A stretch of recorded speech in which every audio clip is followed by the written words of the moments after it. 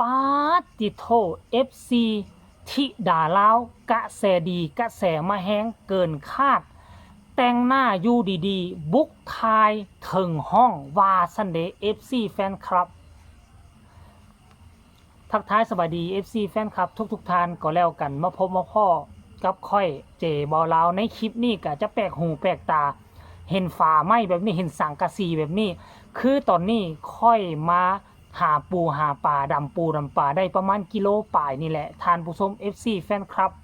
ออกจากน้ำมาเมื่อกี้กำลังไปถ่ายคลิปมูดำปลาอยู่ดีๆมาเห็นคลิปหนึ่งจากพอผู้ศรีวิไลเพิ่นได้ออกมาโพสต์เคลื่อนไหวว่าเมื่อกี้ FC บุกขอถ่ายรูปถึงห้องในช่วงขณะที่แต่งหน้ายังบ่ทันแล้วโอ้โหเหตุการณ์มันจะเป็นแนวใดค่อยจะพาทานผู้ชมไปเบิ่งไปชมกันแล้วกันเนาะแต่ว่าก่อนอื่นหมดก็ต้องขอทักทายสบายดี FC น้องที่ดาลาวบ่ว่าจะอยู่ทั้งฝั่งไทยฝั่งลาวเนาะ FC อยู่ทั้งต่างแดนแคนาดาฝรั่งเศสอเมริกาเยอรมันเบลเยียมออสเตรเลียกะดีเนาะขอทักทายสบายดีช่วงมืดค่ำคนยากคนจนคือเฮานี่ตอนเว้นมากก็ไปเป็นกรรมกรเวลาว่างก็เฮ็ดคลิปเฮ็ดข่าวหลังจากนั้นตะเว้นตกดินมาเฮาก็ออกล่าอาศัยเอาตอนค่ำนี่แหละออกล่าไปหาแนวอยู่แนวกินไปดำปูดำปลาเข้าป่าหาเผือกหามันได้ทานผู้ชมคนที่บ่มีเงินคือเฮานี่มันต้องสู้ซนชีวิตแบบนี้แล้วเนาะก็สู้ซนแบบนี้ไปน้ำกันหั่นแหละแต่สำหรับน้องที่ดาลาวแล้วก็สู้ซนคือกันเป็นคนสู้ชีวิตเส้นเดียวกันแต่เรามื้อนี้เดินทางบ่ให้เว้าเดินจากจังหวัดนี้ไปหาจังหวัดนั้นเดินทางจากแข่งนี้ไปหาแข่งนั่นฝึกฝนล่อหลอมเนาะต้องได้ใส่เสียงหากินใส่เสียงหากินแต่ว่าค่ำคืนนี้คงจะบ่ผิดหวังแน่นอนเพราะว่าหยังเพราะว่า FC ให้การต้อนรับ FC อยู่ใส่เกาะปราจีนบุรีบ่ท่านผู้ชมพวกเจ้าฮู้บ่ขึ้นป้ายบักใหญ่ๆเลยอยู่ที่เดินวัดน่ะป้ายบักใหญ่ๆวันที่14 15 16 17 18โอ้โห14มื้อวานนี่ก็เป็นพ่อเฉลิมพลมาละคำมื้อนี้วันที่15บ้านศรีวิไลหมดทุกคนไปหมดทุกคนเลยท่านผู้ชมเอ้ยเฮ้ยเบิ่งคอมเมนต์เมื่อกี้น่ะมีคนอยู่จังหวัดเลยก็ให้มาลงมาไล่มาแล้วมีหลายจังหวัดเอาให้แล้วจะมีพ่อฮักแม่ฮักอยู่ทั้ง USA มาให้หรือบ่เพราะมันมีพ่อฮักท่านนึงเนาะเอาให้แล้วคนละพันแต่ว่ายังแม่ฮักเจ้าบุญทุ่มยังบ่เห็นข้อมูลข่าวสารเล็ดลอดออกมาเถื่อเนาะแต่ว่าถึงยังใดก็ตามไปฮอดวัดฮอดวามื้อนี้ก็มีทั้งเจ้าอาวาสเพิ่นต้อนรับขับสู่เอาของกินก้นบาทบ่ว่าจะเป็นข้าวต้มข้าวนมผลไม้ก้นบาทเนาะเอามาให้หลังจากนั้นวังกี้นี่ก็ช่วงแต่งตนแต่งโตพวกเจ้าฮู้บ่คนอื่นแต่งโตหมดใส่ชุดหมดแล้วบ่ว่าจะเป็นปาดแม่เจี๊ยบพอผู้แล้วก็ทั้งอันน่ะไอเคก็แต่งตนแต่งโตเรียบร้อยเหลือแต่ที่ดาลาวนี่แต่งหน้าเรียบร้อยแล้วยังบ่ทันนุ่งเครื่องยังบ่ทันแต่งตนแต่งโตเทื่อแต่ว่าเนาะแต่ว่าบัดนี้มี FC ตัวน้อยเพิ่นมากับพ่อของเพิ่นมากับพ่อของเพิ่นมาขออยากถ่ายรูปน้ำเอื้อยที่ดาลาวซึ่งเอื้อยที่ดาลาวเป็นไอดอลของเพิ่นว่าซั่นเพิ่นติดตามมาโดนแล้วเพลงของเอื้อยเพลงใดออกมานี่เพิ่นฮู้หมดว่าซั่นเด้มาขอถ่ายรูปที่ดาลาวก็บ่เสียศรัทธาบ่ว่าแล้วว่าตนเองค่าอยู่แต่งหน้าอยู่แต่งโตอยู่บ่ว่าบ่ปฏิเสธตัดสินใจเลยทันทีทันใดตัดสินใจทันทีทันใดเอิ้นเข้ามายืนถ่ายรูปกับน้องและพอผู้ศรีวิไลก็พร้อมนัดกันว่าเจอกันอยู่หน้าเวทีเด้อเจอกันอยู่หลังเวทีเด้อล่าเอ้ยว่าซั่นเด้โอ้ยทั้งพอผู้ก็ดีคันเป็นศิลปินที่โด่งที่ดังคนอื่นแม่โอ้ยข่อยกำลังแต่งตนแต่งตัวจะเฝ้ารบกวนท่าก่อนท่าได้ท่าไปท่าบ่ได้ก็หนีไปเฮือนจังซั่นได้ทานผู้ชม FC แฟนคลับเอ้ยเฮ้ย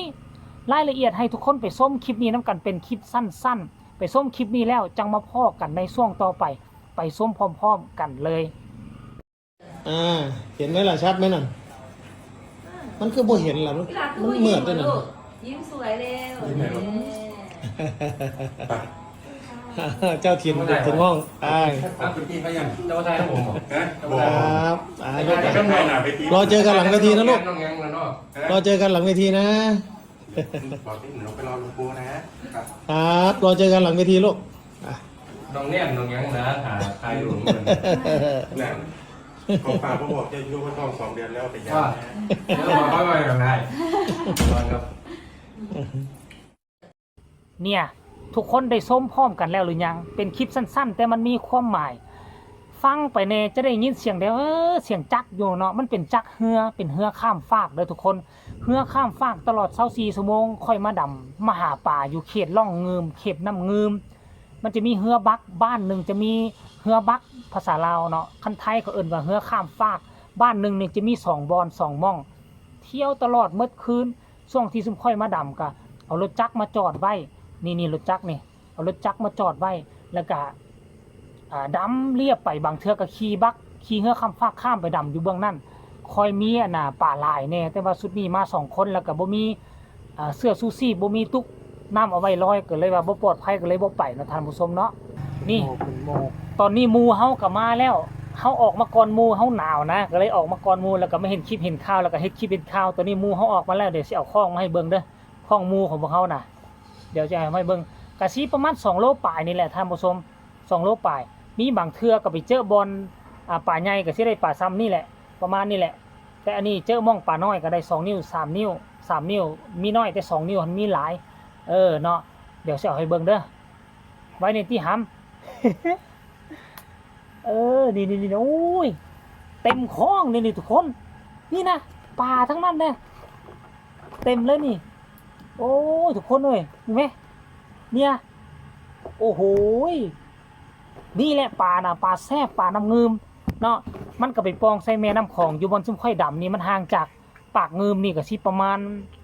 20 ปลายกิโลนี่แหละท่านผู้ชม FC แฟนคลับเนาะอันนั้นคือคลิปสั้นๆที่พวกเจ้าเห็นเนาะคลิปสั้นแต่แฝงไปด้วยความอบอุ่นแฝงไปด้วยความหมายในขณะที่ค่อยเฮ็ดคลิปเฮ็ดข่าวนี่เพอน้องที่ดาราอาจจะเกี่ยมขึ้นเวทีก็เป็นไปได้เนาะคัน FC แฟนคลับผู้ใดไปเห็นข่าวว่าน้องที่ดาราขึ้นแสดงแล้วภาพบรรยากาศทั้งหน้าเวทีเป็นแนวใดก็ให้ส่งคำคิดคำเห็นมาใต้คอมเมนต์ก็แล้วกันเนาะท่านผู้ชม FC แฟนครับค่อยเห็นแล้วค่อยก็อดใจบ่ได้แทนที่จะกลับไปเฮือนแล้วจึงเฮ็ดคลิปบ่ค่อยอดบ่ได้รีบเฮ็ดทันทีทันใดอย่างมันสิบ่ทันหมู่หั่นนะท่านผู้ชม FC แฟนครับอันนี้คือเหตุการณ์ล่าสุดของลูกสาวธิดาลาวลูกสาวของพ่อแม่เฮามาลุ้นกันว่ามื้อนี้เวทีจะแตกอาญาบ่จะมีคนมาอุ้มตุ้มล้อมอยู่หน้าเวทีบ่มาไล่จะได้หลายซ้ำใดน้องจะโชคดีคือครั้งก่อนนั่นบ่กระแสจะฮือฮากว่าเก่าบ่ให้กดไลค์กดแชร์กดติดตามคลิปนี้ช่องนี้เอาไว้เพื่อจะบ่พลาดคลิปดีๆเกี่ยวกับน้องธิดาลาวและหมู่บ้านศรีวิไลอีกต่อไปสำหรับคลิปนี้ก็น่าจะลาท่านผู้ชมไปซ้ำนี้ก็แล้วกันเนาะสบายดี